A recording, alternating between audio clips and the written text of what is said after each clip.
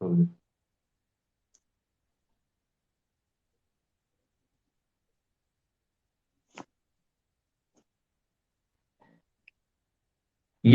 We are live. Rajasthan के तमाम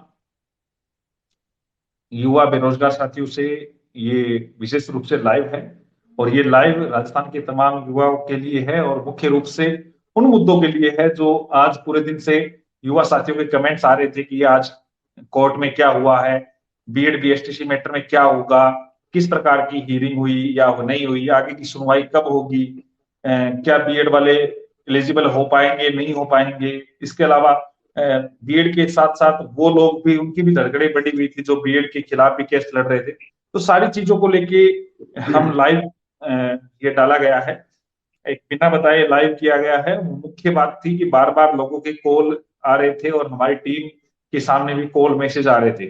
तो ये जो लाइव है आप सबके लिए है, और मुख्य रूप से उन युवा साथियों के लिए है जो जिन तक बहुत सारी चीजें पहुंच नहीं पाती है। मैं राजस्थान के तमाम युवाओं से निवेदन करूंगा कि वो हमारी इस लाइव को सभी युवा साथियों तक पहुंचाए।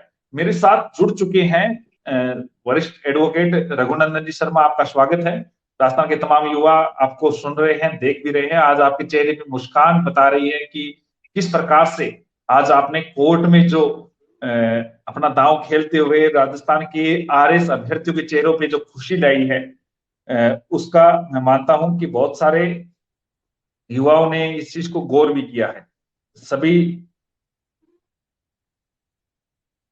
लंकेश और रमेश शर्मा भी हमारे साथ जुड़ चुके हैं, वो भी इसमें लाइव में जुड़ेंगे। और इसके अलावा मुकेश जी बिहार से, एक सवाल आ रहा है जैसे कई लोगों के कि आरएस में अभी तक कोई रिस्पांस नहीं आया है, प्लीज वी आर कंफ्यूजन। कई प्रकार के सवाल है, आपके सभी सवालों को मैं लेता रहूंगा। तब तक आप राजस्थान के तमाम युवाओं तक ये लाइव पहुंचाने की कोशिश करें।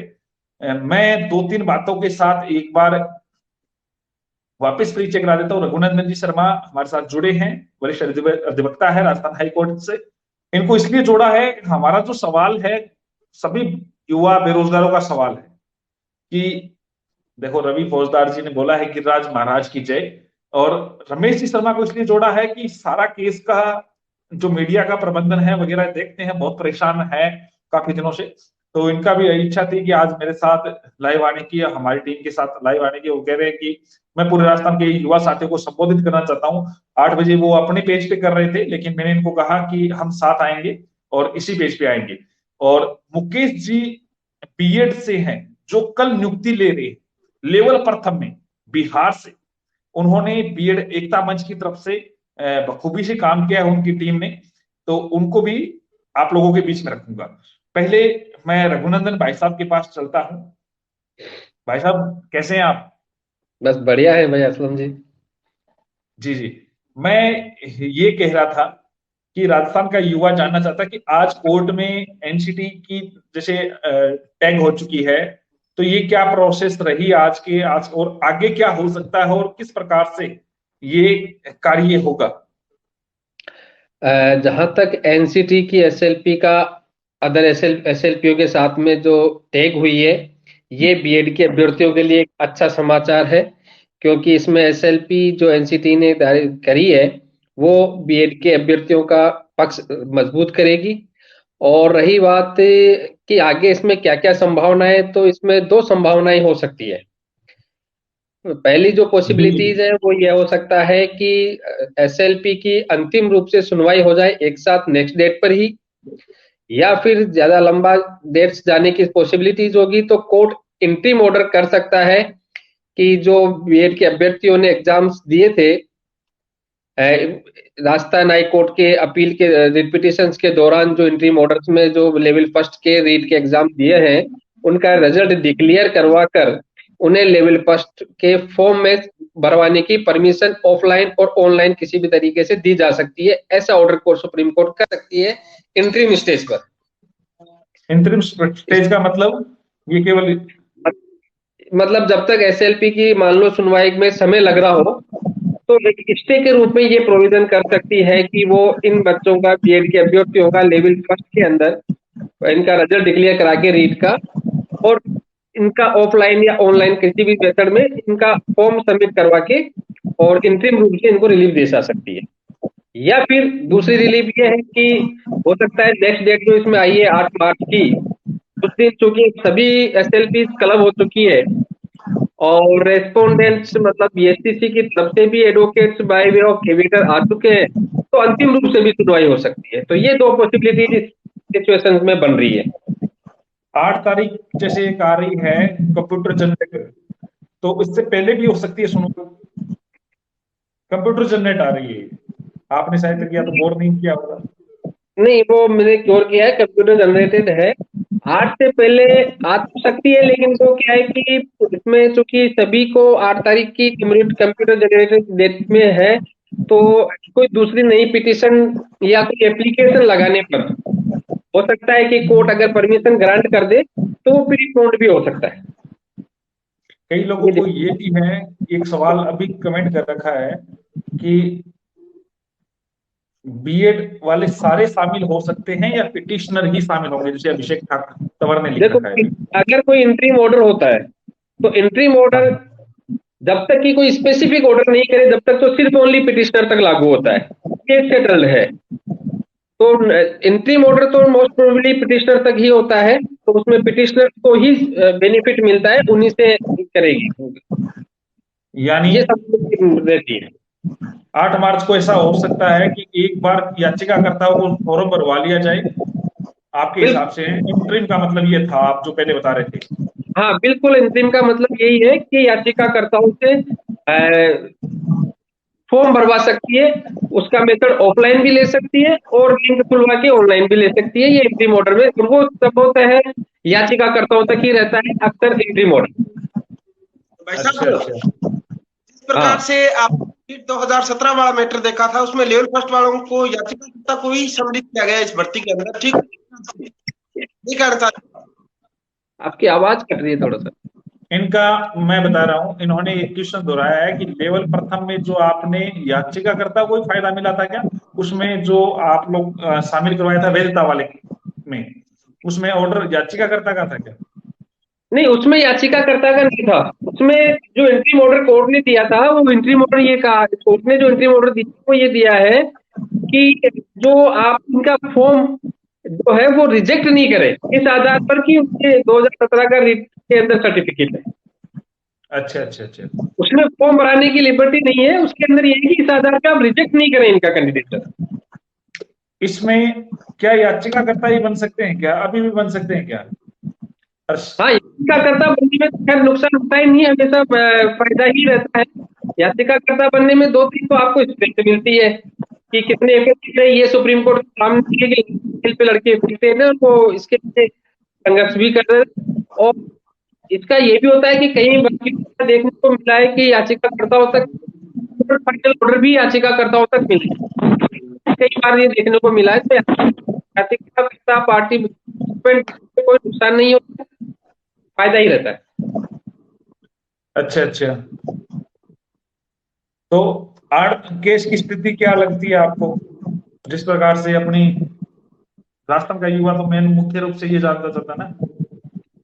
देखो, जहां तक केस की स्थिति है, इसी ऑर्डर के इसी सिचुएशन में इसी नोटिफिकेशन के बेसिस पे अभी बिहार में कई जगह इसको वैलिड मानते हुए इसके बेसिस पे फर्दर हो चुके हैं। सुप्रीम कोर्ट में भी रिसेंट एक जजमेंट के अंदर भी इसको माना है कि किसी भी तरह का नोटिफिकेशन निकाल सकती है।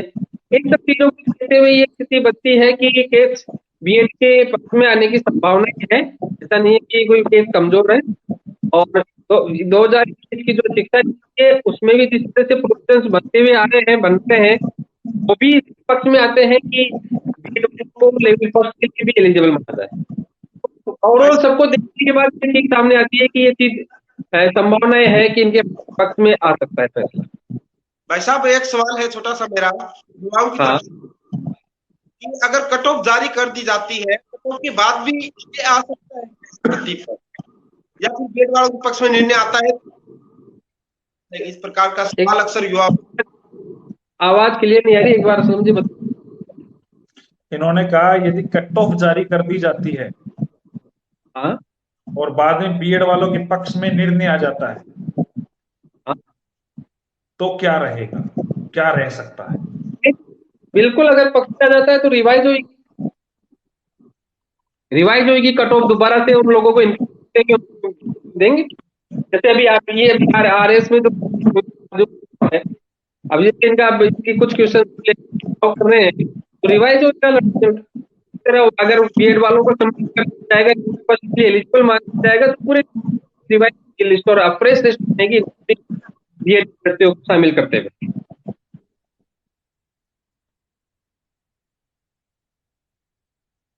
तो कहने का मोटा मोटा साथ यही है भाई साहब, जिनके अच्छे अंक है वो याचिका करता अवश्य बने, अपने भविष्य के लिए, अपने अधिकारों के प्रति, अपने घर वालों के सपने के प्रति।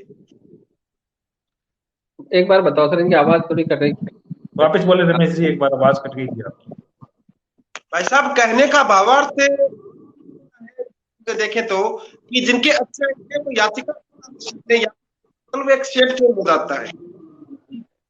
एनी हाउ रमेश कंडीशन में पास में रखो आप अपने। आवाज कट रही है आपकी रमेश जी, बीच बीच में से, तो समझ में नहीं आ रहा एक्चुअली पूछना क्या चाह रहे हो। मैं ये कहना चाह रहा हूँ कि इन सब बातों से एक ही रिजल्ट निकल के आ रहा है कि जिनके अच्छे अंक है उनको याचिकाकर्ता अवश्य बनना चाहिए। हाँ, इसमें तो कोई नहीं है उनके ये, बिल्कुल बिल्कुल, इसमें अगर याचिकाकर्ता बनते हैं तो उनको किसी भी तरह का कोई नुकसान नहीं है, बल्कि उनको बेनिफिट ही रह सकता है कि किसी भी परिस्थितियों में अगर ऐसा हो कि याचिकाकर्ताओं तक ही सुप्रीम कोर्ट अगर कोई निर्णय देना चाहती है तो एटलीस्ट वो याचिकाकर्ता रहेंगे तो उनको वो बेनिफिट मिल जाएंगे। इसमें तो कोई दो जी राय नहीं है कि याचिकाकर्ता बनने में कोई नुकसान नहीं है। और कोर्ट तो न्यायालय तो न्याय के लिए है, न्याय के सामने हर आदमी को जिनका कोई अधिकार बनता है जाना चाहिए। जी जी ठीक। शुक्रिया भाई साहब, तमाम सारी थैंक बातों को रख दीजिए। हमारे साथ बीएड के साथ ही है बिहार से मुकेश जी, आपको हमारी आवाज आ रही है तो बताइए आप। हाँ असलम जी, मैं सुन पा रहा हूँ। क्या आप मुझे सुन पा रहे हैं जी क्लियरली? बिल्कुल बिल्कुल, प्रॉपर आवाज आ रही है। राजस्थान का तमाम युवा सुनना चाह रहा है आपको।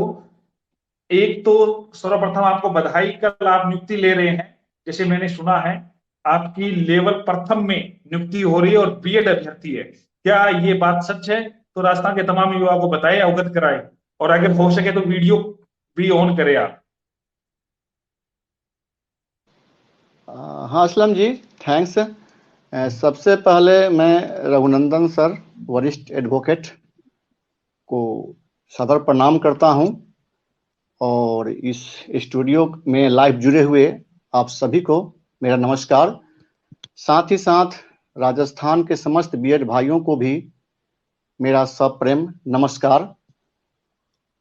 मैं राजस्थान के भाइयों के साथ एक अपनी खुशी जाहिर कर रहा हूँ कि कल बिहार में बीएड साथी, जैसे मैं भी उसमें शामिल हूँ, लेवल 1, 1 to 5 में उनकी नियुक्ति पत्र वितरण का कार्य प्रारंभ हो रहा है, और विद इन 1 वीक हम ज्वाइन भी कर जाएंगे। तो ये हमारे लिए बहुत ही अत्यंत खुशी की बात है। लेवल 1 में बीएड की जीत बिहार में लेवल 1 में बीएड की नियुक्ति, ये अत्यंत ही हर्ष की बात है। लेकिन मेरे दृष्टिकोण से यह हर्ष अधूरा है। मेरा यह हर्ष पूर्ण तभी होगा जब मैं अपनी कानों से ये सुन पाऊंगा कि हमारे राजस्थान के बीएड साथी लेवल 1 में जो आज सुप्रीम कोर्ट में लड़ाई लड़ रहे हैं, उनकी भी नियुक्ति हो जाए। तभी मैं अपनी खुशी को 100% फुलफिल समझ पाऊंगा। मैं राजस्थान के समस्त बीएड साथियों के प्रति आभार व्यक्त करता हूं। उनके उत्साह, उनके पेशेंस, उनके बलिदान की भावना को सराहना करता हूं। साथियों, आप में बहुत धैर्य है, आप में बलिदान की भावना है।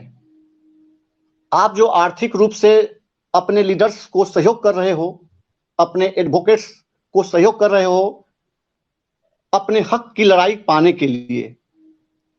जो कुछ निहित स्वार्थी तत्व हैं देश में, चाहे वो बीएसटीसी वाले हों, डीएलएड वाले हों, जेबीटी, एटीटी वाले हों, जो आपके अधिकार को छीनना चाहते हैं, जो आपका अधिकार न्याय संगत है, उस अधिकार को छीन करके आपको रोजगार से विमुक्त करना चाहते हैं, उन अधिकारों को पाने के लिए आप सुप्रीम कोर्ट में आर्थिक रूप से अपने लीडर्स को सहयोग कर रहे हो, अपने लीडर्स पर विश्वास कर रहे हो। इसके लिए आप सभी राजस्थान के बीएड साथी धन्यवाद के पात्र हो। मैं एमके सिंह, मुकेश कुमार सिंह, बिहार से आप सबका अभिनंदन करता हूं, धन्यवाद देता हूं कि आप सब में असीम साहस है, बलिदान की क्षमता है। आर्थिक रूप से आपने जो लड़ाई लड़ी थी बिहार में, एक तो लड़ाई थी आपकी प्राथमिकता को लेके, एक बीएड को शामिल करवाने को लेके, उसके भी थोड़े विचार साझा करें राजस्थान के युवाओं के बीच में। और हमारा जो 8 तारीख को जो आदेश अगर सुनवाई होती है 8 तारीख को ये आगे जाता है, तो उसमें क्या हो सकता है, क्या पॉसिबिलिटी लग रही है, वो चीज जरूर अवगत कराए राजस्थान के युवा साथी, ये जानना चाहते हैं। जी असलम जी, ऐसा है कि बिहार में भी जो हमारे डीएलएड साथी हैं, उन्होंने भी हमारे अधिकारों का हनन करने का प्रयास किया था। वो बिहार में चाह रहे थे कि डीएलएड को, अर्थात जो आप बीएसटीसी हो, उनको प्राथमिकता मिले, अर्थात जब सीटें बच जाए तभी ही हमें नौकरी मिले, अर्थात उन्हीं को पहले नौकरी मिले, उनसे बच जाए तब हमें मिले। लेकिन हमने बिहार में ऐसा होने नहीं दिया।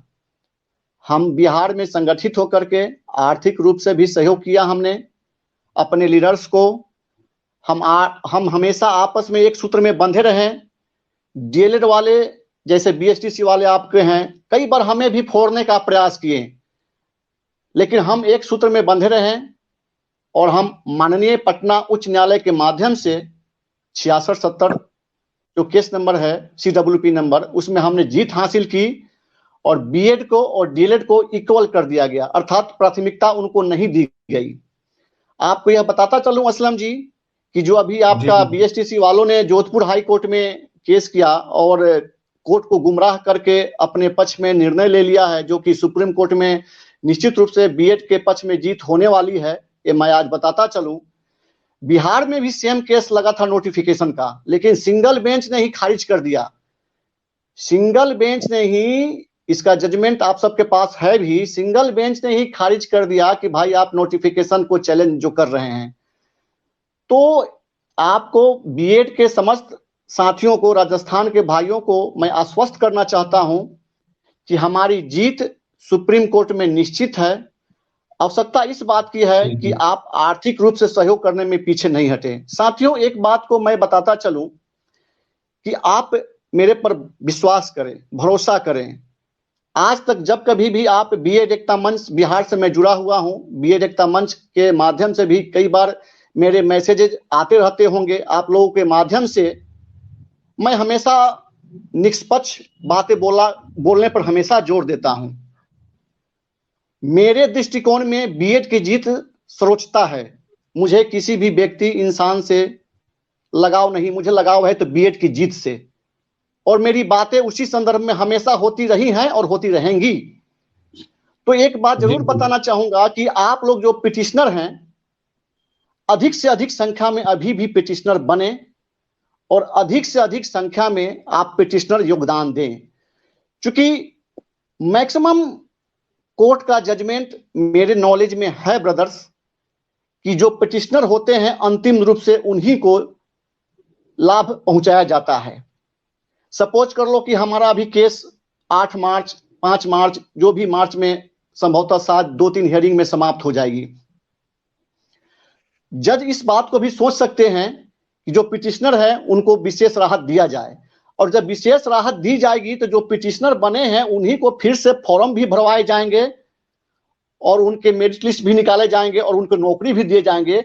और राजस्थान की सरकार सुप्रीम कोर्ट की ऑर्डर मानने के लिए बाध्य होगी और जितने भी पिटिशनर हैं उनको लेना पड़ेगा राजस्थान की सरकार को नौकरी में।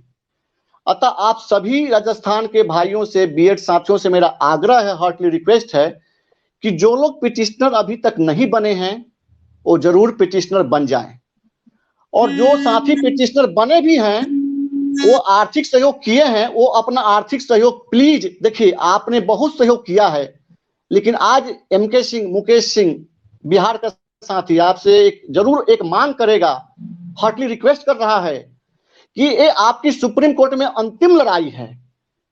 आज अपने पॉकेट खर्चा जो भी काट करके अपनी हक की लड़ाई पाने के लिए सुप्रीम कोर्ट में अपना सर्वस्व योगदान दे रहे हैं, तो इसी अंतिम लड़ाई में जीत हासिल करने होते हुए कुछ और योगदान करें और इस अंतिम लड़ाई में आप जीत हासिल करें। मैक्सिमम लोग पिटिशनर बने, योगदान दें, आर्थिक सहयोग करें, और जो पिटिशनर बन चुके हैं वो भी आर्थिक सहयोग करें। कारण कि हो सकता है तो केस की सुनवाई लगातार 2 दिन, 3 दिन या 4 दिन भी चले, तो हमें आर्थिक रूप से मजबूत होने की आवश्यकता है। और आर्थिक रूप से आप सहायता कर रहे हैं तो उसमें डायरेक्ट आप लाभान्वित हो रहे हैं, क्योंकि अगर जजमेंट हमारे तो पक्ष में निश्चित रूप से है, लेकिन उसमें विशेष परिस्थिति में ऐसा भी ध्यान रखा जाता है, कभी कभी ऐसा भी ऑर्डर आता है जिसमें सिर्फ और सिर्फ पिटिशनर को लाभान्वित किया जाता है। अतः आप जरूर पिटिशनर बने। एक सवाल है और राकेश योगदान दें। बिस्मिल जी का, बिहार में फाइनल हो गया क्या, ये पूछ रहे हैं। हाँ, बिहार में आप देखिए, हमारा जो एनसीटी गजट का जो केस है वो लगभग 23 जून की इसकी सुनवाई का डेट है। तो हमारे जो डबल बेंच के जज साहब हैं वो पूरी तरह इस बात से आश्वस्त हैं कि इस केस में कोई दम नहीं है। हमारे साथ राज्य सरकार भी है, हमारे साथ सुप्रीम कोर्ट के भी जो जज महाशय हैं वो भी भली भांति इस जजमेंट को समझ रहे हैं, क्योंकि ऑलरेडी पटना के सिंगल बेंच से इस केस को खारिज किया जा चुका है, उनके नॉलेज में सारी बातें हैं। और एनसीटी ऑटोनोमस बॉडी है और एनसीटी को ही मिनिमम क्वालिफिकेशन फिक्स करने का अथॉरिटी है। आप सब इस बात को जानते हैं। जोधपुर हाई कोर्ट में किस कारण से जजमेंट हुआ, सारे बीएड साथी भली भांति अवगत हैं। सरकार के दबाव था, क्या था, आप सब जानते हैं। अब मैं यहाँ ओपन कितनी बातें कर सकता हूं, लेकिन बिहार के परिप्रेक्ष्य में इतना ही बताता हूं इस खुले मन से कि बिहार में हमारी जीत हो चुकी है, इसमें कोई डाउट नहीं है, और हम बहुत जल्द स्कूल में योगदान करने जा रहे हैं। शुक्रिया मुकेश जी।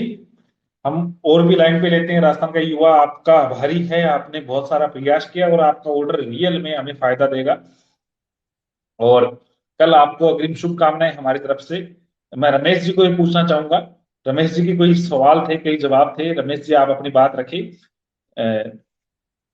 एक बार चेहरा दिखा जाए मुकेश जी, राजस्थान के तमाम युवा आपका चेहरा देखना चाहते हैं। हो सकता है आपका नेटवर्क इश्यू था, आपने बताया था। एक बार चेहरा दिखा दीजिए। हाँ सर, नेटवर्क इशू है, तो रियली मैं नेटवर्क बहुत इशू है, तो मैं आप सबसे जरूर ये रिक्वेस्ट करूंगा कि आप डोंट वरी, हमारी जब खुशियां आ जाएगी तो हम राजस्थान में भी आएंगे। और जी अच्छा, उनका नेटवर्क इश्यू कट हो गया। रमेश जी, आप कई देर से मैं देख रहा हूं। साथियों नमस्कार। बेशक ये लाइव असलम चौबदार का होगा, असलम चौबदार के पेज पे होगा, पर अंदाज वही होगा, बातें वही होगी, विवाद वही होगा। बीएसटीसी बीएड विवाद। कुछ साथियों को अचानक से ही गम हो गया। दुख इस बात का है कि वो साथी बीएड वाले थे। हालांकि ऐसा कुछ गलत घटित नहीं हुआ, कुछ एक न्यूज चैनल द्वारा कि बीएड वालों को नहीं मिली राहत। तो साथियों आज कौन सी सुनवाई हुई, कौन सा हम केस हार गए जो हमें राहत नहीं मिली। बड़े अचरज की बात है, इस चीज से आप परेशान हो जाते हो। अरे सुनवाई होती तो अवश्य सब कुछ होता। आज कोर्ट में टाइम का अभाव था, समय का अभाव था, और आप लोगों के लिए हित में है, जो भी होता है अच्छे के लिए होता है। इस चीज को भी आप समझें। एक छोटी सी घटना मैं बता देता हूँ। मैं अभी 2 दिन पहले ननिहाल से घर पे वापिस आ रहा था। असलम भाई साहब को तो मैंने वो घटना बताई थी। मेरे पास हाईवे पे था, मेरे पास एक कॉल आया। मैंने वो कॉल अटेंड करने के लिए बाइक थोड़ी सी धीमी की तो 2 मिनट के बाद मैंने सामने देखा तो एक ट्रैक्टर, जो जिसे आप बोलते हो पशु चारे के रूप में भरा जा रहा था, वो उलट गया। अगर मेरे पास वो कॉल नहीं आता, मैं धीमे नहीं करता बाइक, तो शायद तक वो मेरे ऊपर गिरा होता। आज आप लोगों के समक्ष लाइव भी नहीं होता। तो जो भी घटनाएं घटित होती है हमारे बीच, अच्छे के लिए होती है। ये 8 तारीख आपके भविष्य के लिए हो सकती है, और हो सकता है आज सुनवाई होती उसमें भी कुछ विशेष ना नहीं आता तो हम आर चढ़ाए हुए होते हैं ना। बिल्कुल, आपके 10-12 दिन खराब हो जाते, वो 8 तारीख वैसे ही निकल जाती। तो साथियों जो कुछ होता है अच्छे के लिए होता है। एंजॉय करें हर एक चीज को। सामने वाले भी परेशान हो जाए, यार इनको टेंशन क्यों नहीं हो रही, टेंशन क्यों ले रहे हो आप, किस बात की ले रहे हो। तथ्य के मामले में बीएड कहीं भी कमजोर नहीं है। आपका कोई एडवोकेट जानकार है, उससे पूछ लीजिए। राजस्थान ही नहीं, बाहरी राज्य में जाके पूछ लीजिए कि बीएड कहीं भी कमजोर है क्या तथ्य के मामले में, या फिर हमारी तरफ से जो एडवोकेट टीम आपके हित में कार्य कर रही है उसको कोई बता दे कि ये एडवोकेट हल्का है, ये काम का नहीं है। हर चीज में श्रेष्ठ है साथियों। आप लोग सहयोग बार बार मैसेज आ रहा है दीपेंद्र योगी, मेरे नंबर मांग रहे हैं। मेरे नंबर आप गूगल कर लीजिए, या तो आपको गूगल पे मिल जाएंगे, या फिर आप नोट कर लीजिए 9251530007, या मुकेश जी को कॉल करके ले लेना। ये मुकेश जी के नंबर चल रहे हैं स्क्रीन पे। जी रमेश जी, पूरी बात कहिए आप। तो नंबर बाद में बता दो यार भाई जी। अरे यार, बहुत कॉल आ रहे हैं लगातार, मैं उसको उनके आ रहे हैं, मैसेज आ रहे हैं, तो फिर मैं सोच रहा कोई परेशान होगा भाई। नहीं है साथियों, तारीख लंबी देखकर कट ऑफ जारी हो जाएगी, ये हो जाएगी, सब कुछ आपके हित में होगा। एक बात हमेशा बोलता हूं, अब भी बोल रहा हूं, बेशक आपके धैर्य की परीक्षा ली जा सकती है, पर आपके साथ अन्याय कभी भी नहीं होने देंगे। आपसे ज्यादा चिंता हमें रहती है, असलम चौबदार को रहती है। इनके आप देख सकते हो, जब से ये विवाद शुरू हुआ तब यहाँ पे बालों की कमेंट हो रहा है, रमेश जी आप इसका जवाब देंगे बेहतर रहेगा। यदि सुप्रीम कोर्ट का ऑर्डर हमारे विपरीत आता है तो यूपी बिहार बीएड शिक्षक बाहर होंगे, क्या सत्य है तो क्या साथ है? तो इसका भी जवाब या तो आप दीजिए बेहतरीन। विपरीत आता है बिल्कुल। तो सभी लोगों को प्रभावी होगा। आप बताइए। अगर सुप्रीम कोर्ट से राजस्थान वाले हार जाते हैं, मामला खलास हो जाता है, तो बीएसटीसी वाले वहां नियुक्ति लिए हुए बीएड वालों को भी हटाने की पावर रखते हैं। तो अन्य साथी जो नियुक्ति ले रहे हैं वो भी इस चीज का स्मरण रखें, याद रखें, बीएड वालों को सहयोग करना आपकी मजबूरी भी है, एक प्रकार से कहूं तो। इसलिए जितने भी पूरे भारतवर्ष के लोग हैं, बीएड धारी हैं, वो अवश्य साथ दें, क्योंकि ये लड़ाई किसी अकेले इंसान की नहीं है। को लोगों को लगता है असलम चौबदार की बेइज्जती हो जाएगी, बीएड हार गई तो। अरे लोगों का भविष्य खराब हो रहा है। असलम चौबदार की इसमें बेइज्जती नहीं है, बेइज्जती आपकी, आपने अंक लाए, और बीएसटीसी वाले 110-15 अंक लाकर नौकरी करेंगे और आप 140 लाख के घर पे बैठे रहोगे। बेइज्जती आपकी है, आपके सम्मान की लड़ाई है, और उस चीज के लिए आपने चुना है असलम चौबदार के। हमारे नेता तो ये कर सकते हैं और समय भी दे रहे हैं आप लोगों के लिए। घर से दूर रहना बहुत बड़ी बात होती है। घर वाले तरस जाते हैं कि हाँ, कि कब मेरा इनकी माता जी भी हैं, पिताजी सारे इंतजार करते हैं कब बेटा आएगा, कब मिलेंगे। और तो आप लोगों के लिए घर से दूर रहना और त्याग करना बहुत बड़ी बात है। इस चीज को भी आप समझें। ये आप लोगों के लिए दे रहे हैं, तो आप लोगों से बदले में कुछ आशा भी करते हैं हम भी, कि हाँ आप लोगों से वो सम्मान मिले, आप लोगों से वो सपोर्ट मिले, चाहे किसी भी संदर्भ में हो। घर से पैसे लगाएं और ऊपर से किसी की सुननी पड़े, और उन लोगों की जिनको कुछ नहीं समझते, कुछ इसलिए नहीं समझते क्योंकि व्यक्ति की पहचान संस्कारों से होती है। शिक्षा कोई महत्वपूर्ण नहीं है, डिग्री कोई काम की नहीं है, ना उसका धन काम का है, केवल काम के हैं उसके संस्कार। संस्कारों से उसकी पहचान होती है। वो अपने तुच्छ संस्कार कमेंट के अंदर दिखा के जाता है, इस योग्य नहीं है साथियों। परिवार का बैकग्राउंड चेक कर लेना, चाहे असलम चौबदार का कर लेना। अगर जिक्र करूंगा ना तो बीएसटीसी वाले वैसे ही केस विड्रॉल कर देंगे, और ये वास्तविकता है। इन चीजों का कोई अर्थ नहीं है। अपन जिन मुद्दों पे काम कर रहे हैं उन्हीं पे बात रखें। मेरे बारे में ज्यादा मैं नहीं चाहता कि कोई बात रखे किसी प्रकार से, जो जैसा सोचता है वो वैसा है। ऐसा ही कहता हूँ मेरे साथियों को, आज के समय में असलम चौबदार एक छोटा नाम नहीं है, ब्रांड है। अरे यार, फिर वो बात को घुमा रहे हो आप। अपन ये शब्दों चाह के रहे हैं साथ कि मुद्दों पे देखो मिल रहे दोस्तों, हैं। कुछ मैं बोलता हूँ, रमेश जी कुछ कुछ कुछ ज्यादा ही बोल रहे हैं। मैं ये कह रहा हूँ दोस्तों, 8 तारीख को हमारी अगर सुनवाई होती है, हमारी पूरी कोशिश रहेगी 8 से पहले हम उसको सुनवाई करवाने की। हम अर्ली हियरिंग की एप्लीकेशन भी लगाएंगे इस संदर्भ में। और दूसरी बात ये है, रमेश जी रिलीव कर चुके हैं, दूसरी बात ये है कि जितने भी युवा मेरे से जुड़े हुए हैं इस बात को समझे कि मेरी तरफ से या मेरी टीम की तरफ से जो भी मेरी कोशिश हो रही है, हम उसमें 100% देने की कोशिश करेंगे। और आप लोगों को ये बात भी क्लियर की है कि मुकुल रोहतगी जी को उतारा है तो वो आपके लिए लड़ रहे हैं। हमारी पूरी कोशिश रहेगी। कई सौ लड़कों के कई लड़कों के सवाल आते हैं और आते हैं, तो मैं मेरा काम कर रहा हूं, मैं उसी हिसाब से काम कर रहा हूं। सुप्रीम कोर्ट से पहले अलग अलग प्रकार की बातें आती है, वो चीजें हम आप लोगों के बीच में रख देंगे। कई चीजें होती है जो साझा नहीं की जा सकती, वो बात एक अलग है। और राजस्थान के जितने भी युवा साथी हैं वो जो सवाल करते हैं और करते हैं कि क्या होगा क्या नहीं होगा, तो हर प्रकार की, या मैं लाइव के माध्यम से या फिर ट्विटर पे या फेसबुक अकाउंट पे आप लोगों को साझा कर दूंगा। कट ऑफ के बारे में कई लोगों के सवाल है कि कट ऑफ अगर आ जाती है तो क्या होगा। कट ऑफ, देखो बहुत सारे भर्तियों के लोगों की कट ऑफ ही छोड़े, डॉक्यूमेंट वेरिफिकेशन हो जाता है, स्कूल अलॉट हो जाती है, काउंसलिंग हो जाती है, नियुक्तियां बाकी होती है, फिर भी वो लटके फिरे रहते हैं, क्योंकि नियमों के आधार पे ही काम। और जहां पे सुप्रीम कोर्ट का रूल्स है, तो लोगों के मास्टर प्लान में लगे हुए बड़े बड़ी मंजिलें, बड़े बड़े मकान, बड़े बड़े घर, सीटियां की सीटियां ध्वस्त हो गई सुप्रीम कोर्ट के आदेशानुसार। तो ये तो बहुत छोटी सी चीज है, ये एक छोटा सा एक रफली कागज ही निकला हुआ होता है जिसका कोई औचित्य नहीं रहता, जिसमें स्पष्ट रूप से सुप्रीम कोर्ट ये मोहर लगा देता है कि ये जो कार्य है इसमें प्रतिभागी तभी वो लोग शामिल होंगे उनके बना के समान मेरिट बनेगी। और बात रही बीएड की, तो बीएड तथ्यों पे जहां पे हमारे से कमी रही थी हाई कोर्ट में, उन पहलुओं को हमने गौर किया है, उन्हीं पहलुओं के आधार पे हम काम कर रहे हैं और उन्हीं के आधार पे आगे हम इसको बढ़ा रहे हैं। तो जितने भी युवा साथी ने विश्वास जताया है, साथ दिया है, तो हम पूरा उस पर काम करेंगे। और जो कई बार इस प्रकार की बातें कह देते हैं, एक जयप्रकाश जी लिख रहे हैं, आपके कमेंट्स में स्क्रीन पे जितने भी युवा साथी जो कमेंट्स आ रहे हैं वो स्क्रीन पे चल रहे हैं। जयप्रकाश जी कह रहे हैं सुप्रीम कोर्ट ने पहले बीएड के पक्ष में दिया है, तो आगे कैसे है।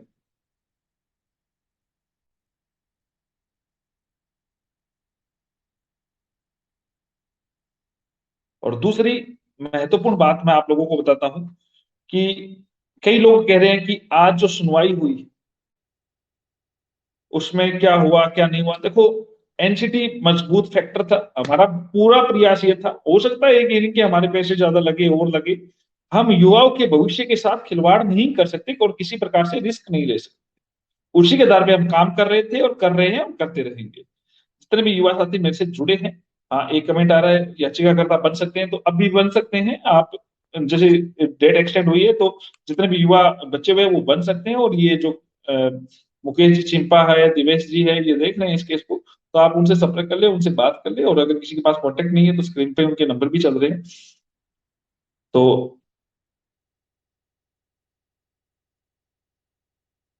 एमपी वालों की भी नजर है, बिल्कुल बिल्कुल मैं समझ रहा हूँ, मध्य प्रदेश में ये मामला आ रहा है। एमएचआरडी साथ ही है एनसीटी के, आप चिंता ना करें। अभिषेक जी, आपका जो कमेंट है मैं समझ रहा हूँ एसएलपी के लिए, बिल्कुल बिल्कुल आप चिंता ना करें, उनकी तरफ से भी हमारी पूरी पैरवी हो रही है। और हम पूरी कोशिश कर रहे हैं दोस्तों, हर चीज जो है हर पहलुओं पे, आप सभी जितने भी युवा साथी मेरे से जुड़े हुए हैं वो इस बात को समझे। अन्य कोई बात है तो आप जरूर साझा करें।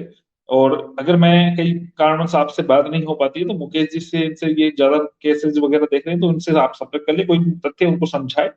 और हमारी पूरी कोशिश रहेगी आप लोगों के हितों के संरक्षण करने के लिए। जय हिंद, जय भारत, शुभ रात्रि, शुभ रात्रि, शुभ रात्रि।